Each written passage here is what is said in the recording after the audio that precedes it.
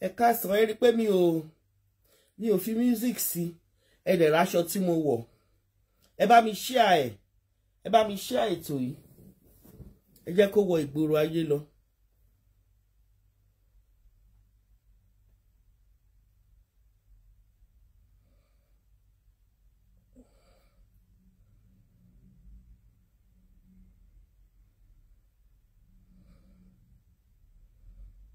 Hello, ẹ káàsán Princess Ade, Yorùbá with ọ̀tẹ̀ ànàbòsí bẹ́ẹ̀ ni, good afternoon.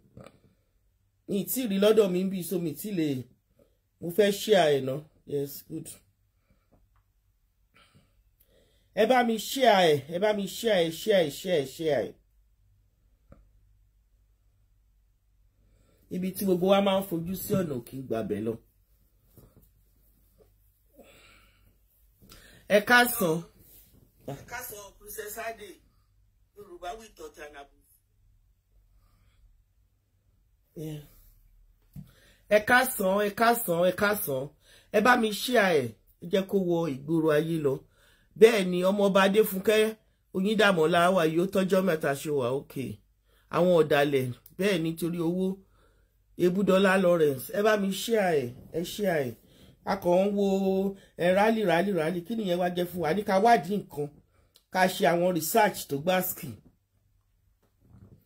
Láìsí research, láìsí pé ká máa tẹra wa nú káàkiri. Yorùbá ní ẹ̀kúlé lọ̀tá wà, inú ilé la ṣe ní ń gbé. Bẹ́ẹ̀ ni o, thank you very much. Tèmi, how are you? Ẹ̀kúlé báyìí ni ọ̀tá wà, inú ilé báyìí òun ni a ṣe ní ń gbé. Kì í ṣe sìn ló yẹ ká ṣẹ̀ṣẹ̀ wá máa díjú ká máa gbásẹ̀ mọ́lẹ̀ ká máa gbárí mọ́lẹ̀ pé a bá fẹ́ gba Yorùbá nation. N tó fi múrú àwa kan ká má dá sí àwọn agitations wọ̀nyẹn. Mo ti bẹ̀rẹ̀ nìyẹn o, ẹ káàsán o. Ó ṣe thank you. Màá sẹ́yìn dé sí ẹ. Stella Olúrẹ̀mí, ẹ káàsán, ẹ káàárọ̀. Ọmọọba Moronfáyọ̀ 77, ọmọ bàbá mi lọ́ṣùn state tó ṣe òṣè wọn jọ. Ẹ kú ànáwọ́ sí, God bless you. Gbogbo ẹ̀yin tí last time tí mo ṣe program, mo rò pé program lórí Ọlámídé, gbogbo ẹ̀yin tẹ́ bá mi náwó sí, ẹ ṣé mo dúpẹ́. Kó tó di pé ti Chief Sunday, how are you? Glorious Toxicity lónìí mo get ẹ right online. And after tí bá ṣe show tán ni máa ń rí ẹ. Màá wá ní mi kì í porúkọ sister mi, mo wá porúkọ ẹ lónìí, ó ṣé, thank you. Èèyàn mi dáadáa, God bless you. A kú oyè ọjọ́ sí, ẹ kú ìṣẹ̀ṣe. Ó ṣọmọdé ni bó ṣàgbà ní tán bá ti fi joyè nínú ìṣẹ̀ṣe ó ti dàgbàlagbà náà ni, àgbàlagbà ò ní tán lórílẹ̀. Gbogbo agbára tẹ níyẹn náà ẹ máa bá wa fi tún orílẹ̀-èdè wa Nàìjíríà ṣe ni. Orílẹ̀-èdè wa Nàìjíríà ó fẹ́ àtúnṣe, kò sí definitely orílẹ̀-èdè wa Nàìjíríà fẹ́ àtúnṣe. Ṣùgbọ́n gbà míì wà tó jẹ́ pé ọ̀nà tá a máa ń gbé nǹkan gbà ni ó máa ń ba nǹkan, ló bá túbọ̀ ba nǹkan jẹ́ sí fún wa. Olúsọjí Rashidat Wùmí, you didn't greet me. Mo ti rí mi, there were comment here and I want to greet you. Àkànkẹ́ Badmus, how are you? Karim B. Dabiri, how are you? Tedman, mo rí ẹ o. Stella, mo rí gbogbo yín. Joseph Obe, mo rí yín. Ẹ má bínú gbogbo ẹ̀yin tí mi ò bá dárúkọ, gbogbo ẹ̀yin silent watchers, gbogbo yín náà ni. Ajia Adérẹ̀mí Musa, Taikis, mo rí yín. Abímbọ́lá, how are you? Aishat Balógun, gbogbo yín ni mo rí, ẹ ṣé gan ni. Ẹ kú gbogbo bó ṣe ń lọ ní Nàìjíríà, ṣé mọ̀. Despite the fact pé èmi ò sí fún pé kí Nàìjíríà kò pín, ṣùgbọ́n tá bá rí information tó lè help àwọn tó ń agitate yẹn, a máa fi síta, a máa bá wọn fi síta, a máa bá wọn ṣe. Ṣùgbọ́n nígbà tí wọ́n bẹ̀rẹ̀ sí ní agitate, you know, majority of the agitators ìlú òyìnbó náà wà. A dẹ̀ expect pé kọ́ máa sọ nǹkan tí a bá wà nílùú òyìnbó kò ṣe dandan ká lọ sí school, you understand. Education nígbà míì wọ́n Yorùbá ní ìwé kíkà kò ń ṣe ọgbọ́n, you understand. Wisdom òun la fi máa ń ṣe nǹkan. Wisdom, ọgbọ́n ọlọ́gbọ́n, more, yes, knowledge, wisdom and knowledge. Ọgbọ́n ọlọ́gbọ́n ò kì í jẹ́ ká pe àgbà ní wèrè. Ṣùgbọ́n gbà tí àwọn agitators yìí bẹ̀rẹ̀, wọ́n kọ́kọ́ bẹ̀rẹ̀ pẹ̀lú àwọn tí wọ́n máa rí lò, àwọn tó wà ní grassroots. Ìgbẹ́ ló jẹ́ káwa ayọ̀wọ́ à ń wò wọ́n ibi tó máa já sí.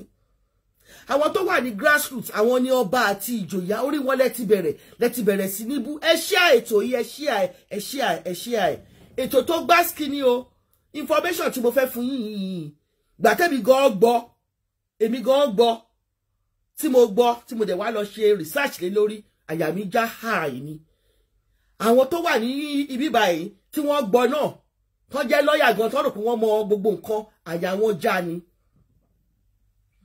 mo fẹ́ kẹ́ bá mi mú points kan tí mo fẹ́ sọ̀rọ̀ lé lórí ni pé inú ilé ni ẹ̀kúlé báyìí òun ni ọ̀tá wà inú ilé òun la ṣe ní gbé ẹ jọ̀ọ́ kí ló mú wa agitate fún pé a fẹ́ Yorùbá nation ṣebí kọ̀ọ̀kan ló máa jí láàárọ̀ tó máa mú wa sọ pé what ẹ jẹ́ ká jí Yorùbá ẹ jí ẹ má sùn kí ló mú wa ṣe bẹ́ẹ̀ òun ni pé ọ̀rọ̀ àwọn Fúlàní tí wọ́n bẹ̀rẹ̀ sí ní jẹ oko wa tó bẹ̀rẹ̀ sí ní pa wá tó bẹ̀rẹ̀ àwọn Fúlàní náà wọ́n ṣe bẹ́ẹ̀ ní 10 years ago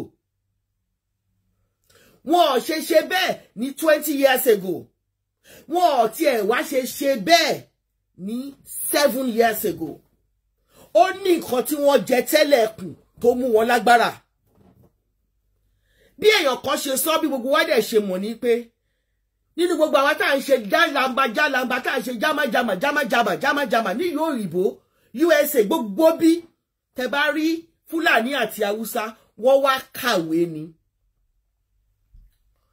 tí wọ́n bá dẹ̀ ti kàwé wọn tán ibo náà lọ ilé kókó ń tagbé Fúlàní issues òun ló sú wa débi pé àwọn kan ni wọ́n fẹ́ agitate wọ́n ṣe bọ́ tíbi tó gbé gbà especially àwọn tó ń sọ̀rọ̀ lórí social media àwọn tó ń sọ̀rọ̀ lórí Facebook torí pé Facebook is a very very powerful social media òun ló powerful ju gbogbo social media lọ lẹ́yìn ẹ̀ ní Twitter ṣùgbọ́n tá a bá ń sọ̀rọ̀ business Instagram ni ṣùgbọ́n pé à ń sọ̀rọ̀ èèyàn ẹ fẹ́ wá èèyàn rí sínsìn tá a bá ti gbé sórí Facebook tá a gbé sórí Twitter tó bá share ẹ lọ bí ilẹ̀ bí ẹni ẹ rí i pé èèyàn yẹn ẹ wà rí níbẹ̀ kí ni ó jẹ́ kí n máa sọ̀rọ̀ ní pé àwọn Fúlàní tá à ń sọ̀rọ̀ wọ̀nyí ó ní nǹkan tó jẹ tẹ́lẹ̀ kún àwa Yorùbá yìí náà tẹ̀ la gbà wọ́n láyè ṣùgbọ́n nígbà tá a gbà wọ́n láyè tán kọ́ Fúlàní wọ́n mọ value obìnrin wọ́n mọ ètí obìnrin wọ́n mọ nǹkan tóbìnrin lè ṣe wọ́n gbé obìnrin rù bẹ́ẹ̀ ṣe rò pé bóyá wọ́n máa há àwọn obìnrin wọn yẹn àwọn ọmọ wọn tí wọ́n bá kàwé tó jẹ́ obìnrin wọ́n máa fi wọ́n sí strategic place ni ó ní ó ṣe jẹ́ kọ́rọ̀ wa ní Nàìjíríà kó lọ síwájú nítorí pé àwọn Fúlàní wọ́n ti gba gbogbo positions téèyàn bá ń sọ pé òun agitate tabana agitate pé à ń clamor fún Yorùbá nation fún Odùduwà nation even the Biafra nation tí a bá gbégbá ibi tó yẹ ká gbégbá tàbí tó bá pé à ń gbégbá bí kan tá rò pé ibẹ̀ ló yẹ ká gbégbá tí àwọn kan tí wọ́n mú tí wọ́n sabotage tí wọ́n sabote àwọn saboteur tí wọ́n pọ̀ rẹ́rẹ́rẹ́rẹ́rẹ́ kò lè ṣeéṣe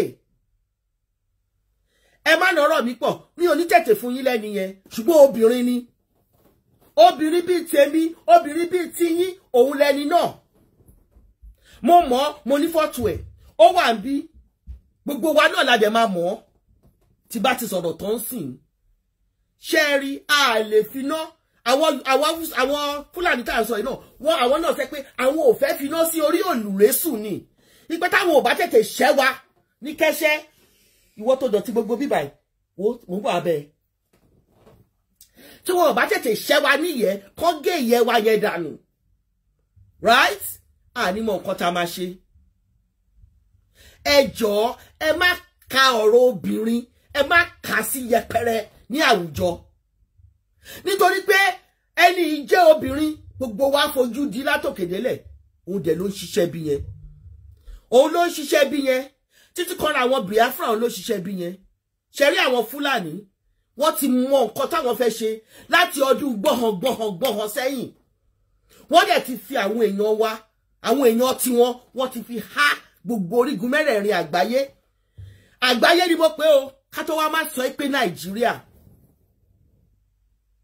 ní gbogbo àwọn agitators Tinubu ni o ní ọfífẹ́ ní o tẹ máa wá máa búyàn tẹ máa ṣe gbogbo ẹ̀ ibi tó yẹ kẹ́ ti bẹ̀rẹ̀ kọ́ nìyẹn.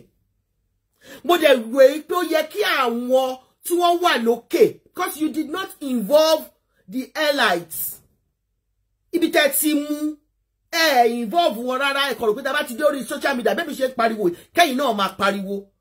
Ṣùgbọ́n ṣe rí letters ká dẹ̀ máa pariwo orúkọ ẹni yẹn, òun ni mo fẹ́ báyìí. Èmi ò sí nínú Yorùbá nation o, mo ń ràn yín lọ́wọ́ ni o. Mo ń ràn yín lọ́wọ́ ni o, mo fẹ́ ràn yín lọ́wọ́. Mo fẹ́ darí yín síbi tó yẹ kẹ́ lọ. Ẹni ẹ kọ lẹ́tà sí United Nations. Do you know that the Secretary General of the United Nations ó lágbára ju gbogbo president àgbáyé lọ? Do you know that? Mọ̀, the Secretary General of the United Nations ó lágbára ju gbogbo president àgbáyé lọ. Ṣùgbọ́n wọ́n máa ń wò ní, wọ́n á fọwọ́ lé rán báyìí. And when you clamor, when you agitate, when you write your gbogbo nǹkan tẹ́ fẹ́ ṣe, ibo lẹ máa gbé lọ? You will address it to the Secretary General. Yes, but kó tó dọ́dọ̀ Secretary ta ló máa dọ́dọ̀ ẹ̀? Á dé ọ̀dọ̀ Deputy Secretary General. Ta ló wá mọ ẹni tó jẹ́ Secretary General? Deputy Secretary General yẹn òun lélẹ̀.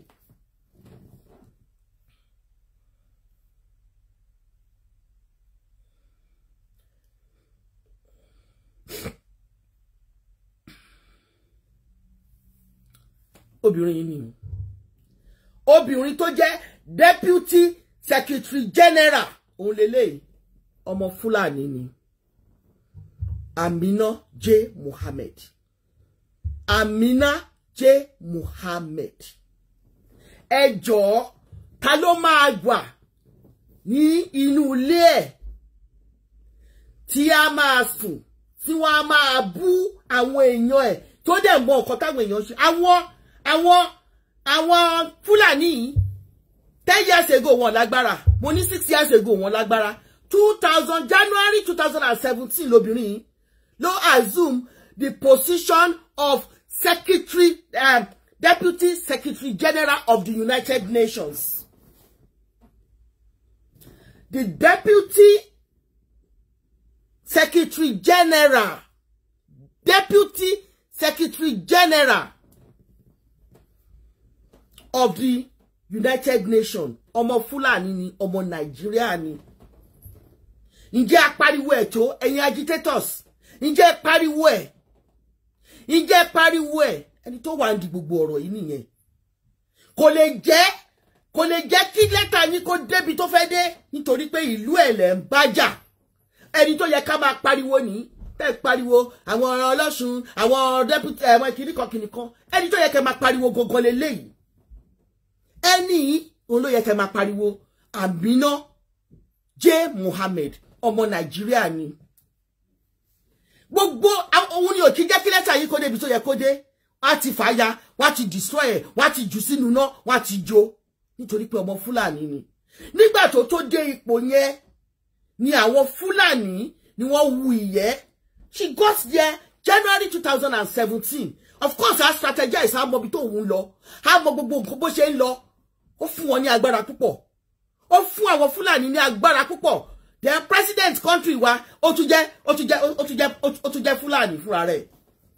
Ṣé ẹ mọ̀ yìí pé gbogbo bẹ́ẹ̀ ṣe ń gbọ́wọ́ àti bí àwọn Biafra tó ṣe ń gbọ́wọ́, mo ti àwọn kan kọjú sí ní jẹ́ gbọ́. Wọ́n ná mú kú ẹrù ẹ wọ́. Ó ní òkèlè ń wo ẹ̀wò sàlẹ̀, agbára obìnrin pọ̀ púpọ̀.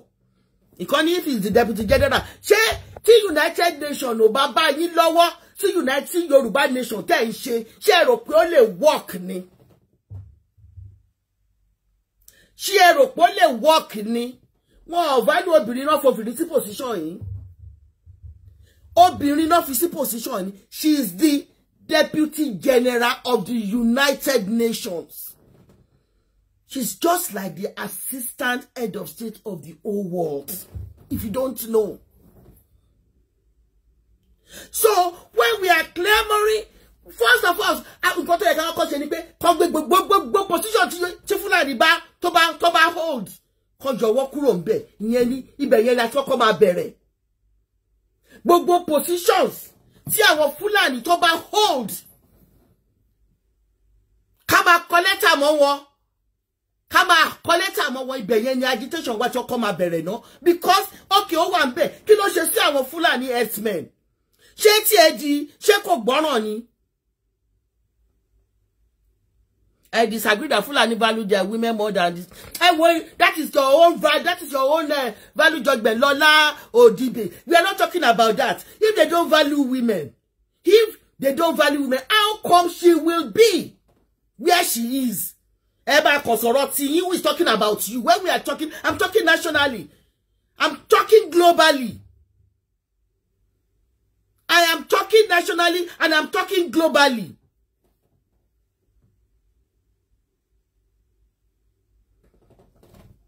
Ṣó ti yé yín bẹ́yẹn ibi tó yẹ ká kọ́kọ́ bẹ̀rẹ̀ nìyẹn ká kọ́kọ́ sọ pé no to all Fulanis in high places in within Nigeria and outside Nigeria.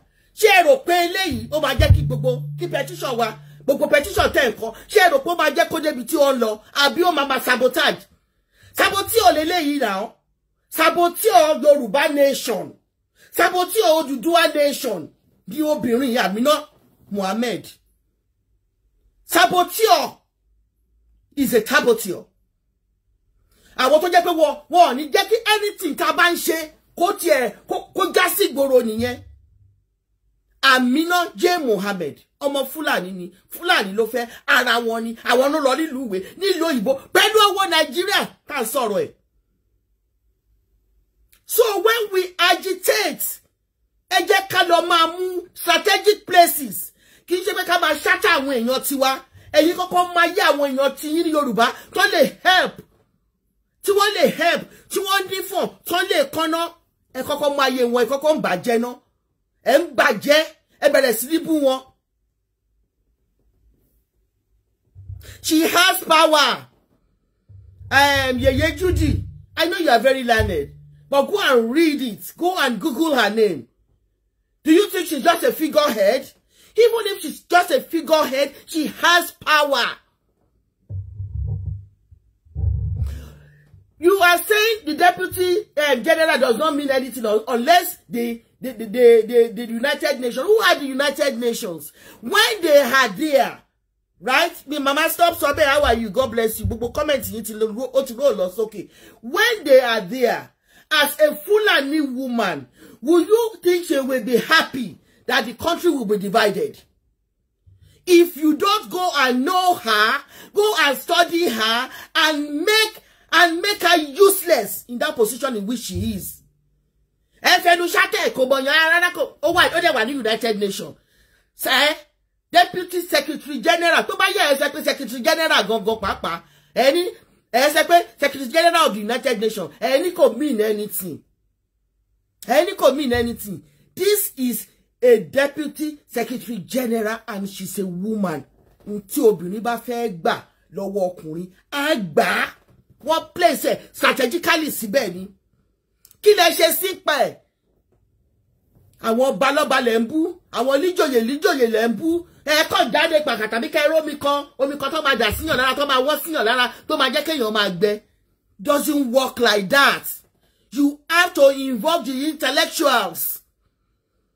But when they see you the way you are clamoring, the way you are agitating, nobody wants to associate with people that are destroying the other people with word of mouth. Nkoteri, tekoshaide ma so, hey, àwọn tó wá di ọ̀rọ̀ wa nìyẹn. Ẹni tó wá ńbẹ̀ nìyẹn. Kò sí nǹkan tẹ́ lè ṣe tẹ́ bá tí mobìnrin balẹ̀ tàbí kó yọ kúrò ńbẹ̀. Ọ̀rọ̀ pé Nàìjíríà fẹ́ pín sí mẹ́rin, ó fẹ́ pín sí mẹ́ta, kò lè ṣeéṣe. Kò lè ṣeéṣe. Ẹ wo ẹ sì gbé wá fún yín ṣe gbọ́ rí ayín tẹ̀dẹ̀ mọ́ pẹ̀ rí kí lè jẹ́ ẹ̀bọ́ síta kẹsàn ẹ bá ṣe léyìí ẹ rí ibi tọ́rọ̀ náà máa já sí. Involve the intellectuals. Stop coming out every day to destroy your fellow Yorubas. Stop coming out. Nísìnyí gbà tí gbogbo nǹkan ṣẹlẹ̀ ẹ ní àwọn ọba ò dá sí ẹ ní àwọn líjòyè ẹ sì gbọ́ statement kankan tí wọ́n sọ kí ló fẹ́ sọ gbogbo wọn lẹ ti búrí náà. Gbogbo wọn lẹ ti búrí gbogbo wọn lẹ́yìn agitators ti búrí tẹ́ máa sọ pé orí wọn ò dá orí wọn ṣe kí ṣé ẹ rò pé wọ́n gbọ́ ni ẹ jọ̀ọ́ nígbà tí a sì ń ṣe fracas tí wọ́n bá bú mi ṣé rò pé inú mi máa dùn sẹ́ni tó bú mi ni ṣé rò pé inú mi máa dùn sẹ́ni tó bú mi inú mi ò lè dùn sẹ́ni tó bú mi ihun tí mo wá já yín ní brain fún nìyẹn kẹ́ ẹ mọ bí tá à ń lọ Fúlàní wọ́n ti gba gbogbo wọ́n ti place ara wọn sí strategic position ohun tí tó bá kúrò ní strategic positions yẹn nǹkan tó máa ṣẹlẹ̀ òun lè rí ẹni tó bá dìde ẹ wo iye millions of things tó bàjẹ́ ní ilé Sunday Igboho de ká má máa rán ẹnu mọ́ èèyàn kan ha bàbá wa o Sunday Igboho o bàbá wa nísìnyí tí gbogbo nǹkan ẹ̀ Ọlọ́run má jẹ́ kó bàjẹ́ kí lẹ fẹ́ ṣe fún ká ní pé ẹ ti gbèrú sórí gbogbo nǹkan tó ṣẹlẹ̀ yóò ní ṣẹlẹ̀ tí ẹ bá kọ̀ọ̀rọ̀ ẹ ṣe Sunday Igboho tẹ̀sẹ̀ kíníkan ẹ wá ti sọ bí bàbá yín o kíníkan àwọn yòókù àti pé anybody tó bá wá sọ̀rọ̀ báyìí pé nǹkan báyìí o Sunday Igboho ṣe báyìí ẹ kàn tún mú ẹ bẹ̀rẹ̀ sí níbu. Do you think people don't listen? People don't watch you? As I'm talking about, people are watching me. Do you not think like that? Ẹ wá fẹ́ kí Ọọ̀ni of Ifẹ̀ kó jáde kó máa ṣe pé nǹkan tó ṣẹlẹ̀ nílé Sunday Igboho àtọ́jẹ́ pé ti bú tẹ́tí sọ́sọ́sọ́sọ́ pé ó ti ta gbogbo ilẹ̀ Ifẹ̀ fún fáwọn Chinese kò ní jáde a máa wò yín náà ni kì í ṣe pé nǹkan tó ṣẹlẹ̀ dùn mọ́ wọn nínú ẹ fẹ́ kí ọba of Àkúrẹ́ jáde ẹ fẹ́ kí ọba Olúbàdàn of Ìbàdàn kó jìde kó gbé wùsílẹ̀ kó gbá pẹ̀rẹ̀ wọ̀. It doesn't work like that. It doesn't work like that. Ṣé nígbà tó ti ṣẹlẹ̀ gbogbo ẹ ti bẹ̀rẹ̀ sí ní dárúkọ so until Yeye Judy, I want to see your comments ó tún ti sá lọ until tí ẹ bá mọ bí tó yẹ kẹ́ lọ tí ẹ bá mọ bí ó yẹ kẹ́ ṣe clamor yipe ẹ lè máa gbé tó bá ti ẹ jẹ́ yipe àwọn kan wà nínú ilé wọ́n wà tó jẹ́ Yorùbá tí ẹ fi pé ọ̀dàlẹ̀ ni wọ́n Yorùbá yìí ló sọ pé ẹ jẹ́ ká lé ẹlẹ́yọ̀rọ̀ jìnà ká tó bá dìyẹ wí ṣé nǹkan tó ṣẹlẹ̀ sí Sunday Igboho iṣẹ́ rò pé lómi tún lè ṣe àyà gbangba kó máa bá yín ṣe nítorí pé ibi tẹ́ bá dé nìyẹn ẹ̀yin agitators ibi tẹ́ bá Sunday Igboho dé ibẹ̀ ló dé lónìí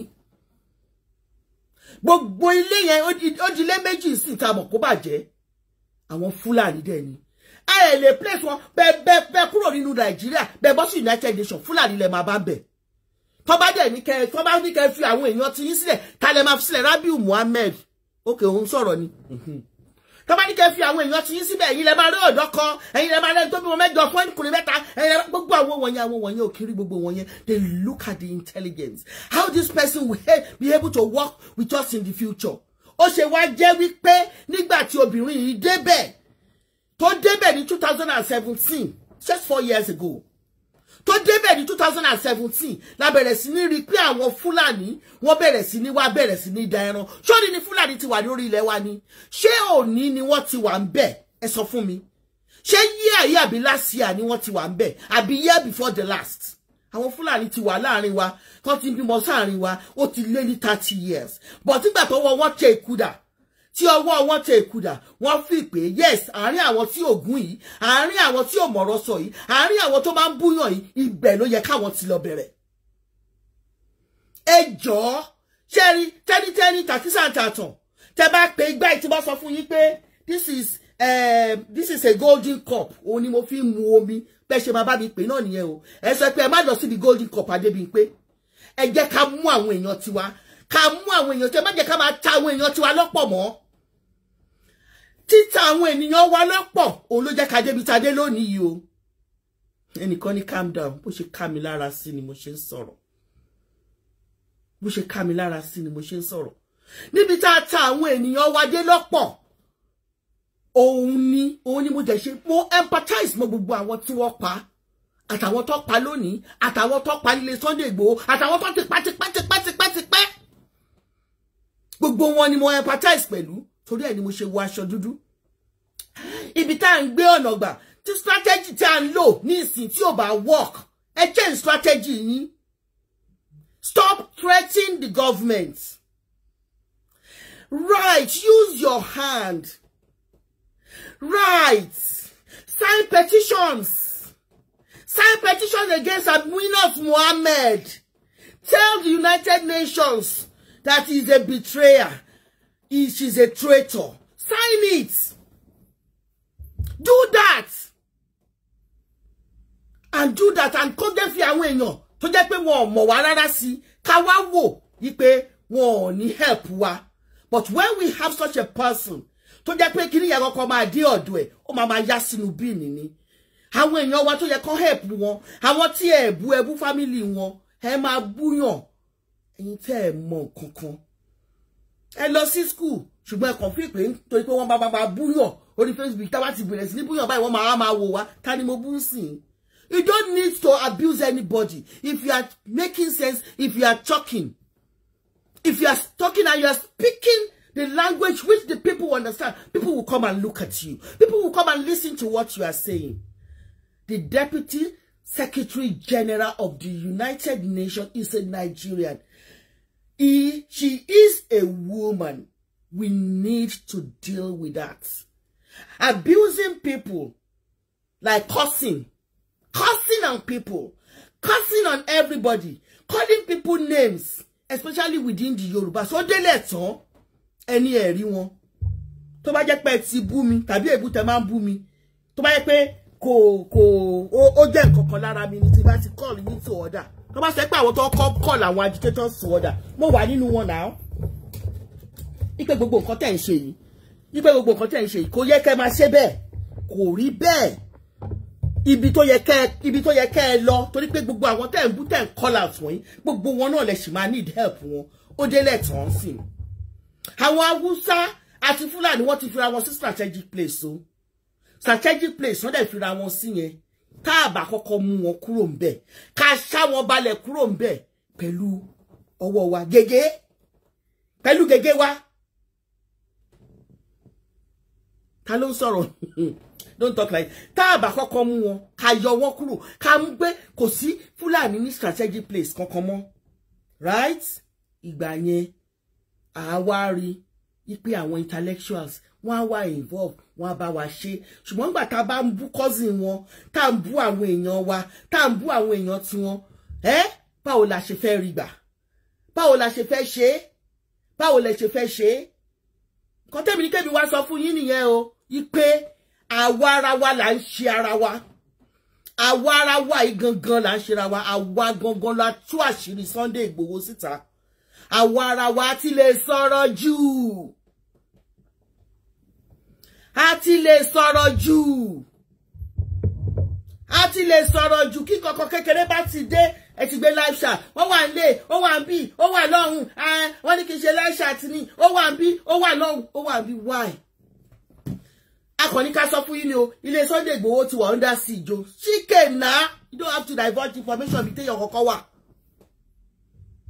àwa ara wa ń là ń ṣera wa ẹ jẹ́ ká tá bá wá rí àwọn tó jẹ́ pé wọn ò follow wa ṣe ni a máa ó dàbí ọ̀rọ̀ gbẹ̀sìn mi ò gbẹ̀sìn ni gbẹ̀sìn mi ò gbẹ̀sìn kẹ wá sọ fún mi sì pé bí pé wá di Christian kí n sọ pé mi ò di Christian kẹ wá bẹ̀rẹ̀ sí ní bú mi lórí ẹ̀ ṣe rò pé màá wá ti torí pé ẹ̀ ń bú mi yẹn màá wá bá yín di Christian yẹn mi ò ní ti torí ẹ̀ wá bá yín di ṣùgbọ́n tẹ bá ń wá lọ́dọ̀ mi lójoojúmọ́ tẹ́ ẹ̀ sọ reason tí mo fi lè di Christian fún mi tẹ́ ẹ̀ sọ advantages àti disadvantages tó wà ń bẹ̀ bí ti ẹ̀ mọ̀wé tẹ́ ẹ̀ sọ fún mi ní gbogbo ìgbà màá lè bá yín ṣe nǹkan tẹ́ ẹ̀ sọ pé ẹ fẹ́ ṣe ibi tẹ́ fẹ́ kí n lọ yẹn màá lè bá yín lọ ṣùgbọ́n tó bá yẹ pé èébú kẹ máa bú mi nǹkan tí ìran mi ò ṣe kẹsẹ pé wọ́n ṣe nǹkan tí bàbá mi ò ṣe kẹrí bàbá mi ṣe a fi yín sílẹ̀ a máa wò yín and that is it please ẹ jẹ́ ká mọ ibi tá a lọ obìnrin níbi tèmi o mi ò wá tú àṣírí ẹ̀ mo dẹ̀ tú wá tú àṣírí ẹ̀ ni mi ì wá tú àṣírí ẹ̀ mo dẹ̀ tú wá tú àṣírí ẹ̀ ni àwọn tó wà ń di ọ̀rọ̀ wa nìyẹn outside of Nigeria inside of Nigeria a lè break war outside of Nigeria a lè break war kí la wá fẹ́ máa ṣe kí la fẹ́ ṣe bí a tún ṣe ń sọ̀rọ̀ yìí àbúyàn kankan ìbẹ̀lẹ̀ àwọn kan tó sọ pé wọ́n lórí àwọn òpé whatever àbọ̀rọ̀ lásán fọmọlúàbí tó bá dé inú ẹ̀ àdó dídí go and google it involve the intellectuals write a lot of petitions how many petitions have you signed as an agitator ẹ kàn dúró síbẹ̀ wọ́n ti pa wọ́n o wọ́n pa wọ́n lẹ́rù mú o wọ́n pa wọ́n ní gangan ẹ wò wọ́n o wọ́n jórí wọn wọ́n ṣe àwọn nǹkan tẹ́ kàn ń ṣe nìyẹn nǹkan tẹ́ ń ṣe nìyẹn tẹ́ kàn máa gbé ẹ̀mí àwọn ènìyàn kẹ́ máa gbé gbóná ń tẹ́ mọ̀ ṣe nìyẹn kàkà kẹ́ máa fi bẹ́ẹ̀ wípé ẹ jẹ́ kí gbogbo wa lápapọ̀ ká fọwọ́sowọ́pọ̀ ẹ jẹ́ ẹnikẹ́ni tí wọ́n bá mọ̀ ó wà níjọba ni ò sí níjọba ni ẹ jẹ́ kí gbogbo wa ká lè gbé níbi tó jẹ́ ká ti dá òun náà ló wà nídìí àwọn Biafra until tí woman bá kúrò ń bẹ̀ Nàìjíríà ò lè pín o ẹ jẹ́ kí n sọ fún yín kò lè pín and moreover tẹ́ bá dẹ̀ ṣe ń fi vote yín tẹ́ ń vote ẹ̀ fún àwọn ará òkè ọ̀hún yẹn you cannot get anything that you are clamoring for. You understand? God bless you. Aborele. Ó dàbọ̀. Bye.